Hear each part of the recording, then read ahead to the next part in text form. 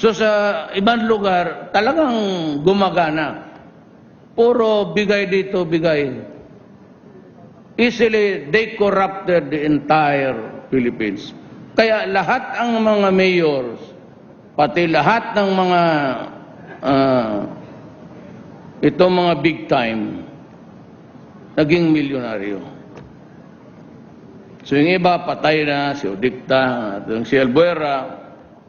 Ngayon, I'd like to mention, I think there is one United Nation official, human rights.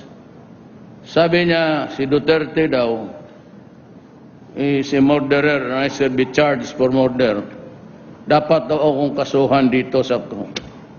Sabi ko, this guy is either a joker or medyo sira ang ulo.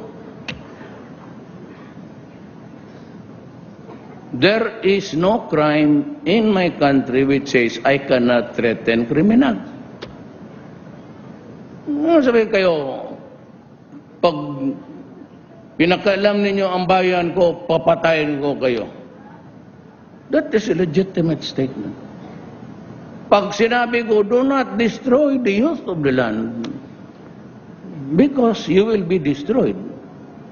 Kasi ako nang utos sa police pati military because of the enormous 3-4 million Filipinos.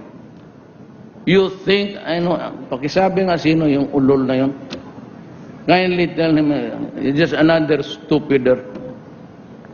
Ang mahirap nitong United Nations, you guys, you are employed by an organ composed of nations.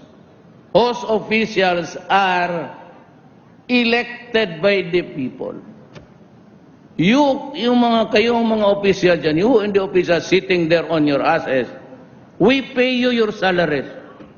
You idiot, you do not tell me what to do. I am your employer. And do it to a nation. Who gave you the right to be... Kulang kayo ng international law. Kami ang may contribution sa United Nations, kung hindi ba kayo tarantado, utang ina ka. At ako ang nagbabayad sa sweldo mo. Huwag kang magsalita diyan, kala mo, empleyado mo ako. I am a member state, a sovereign state. Please shut up. Kasi yung utak ninyo diyan kulang. Do not do that. You're just an employer. Appointment kayo. Got it?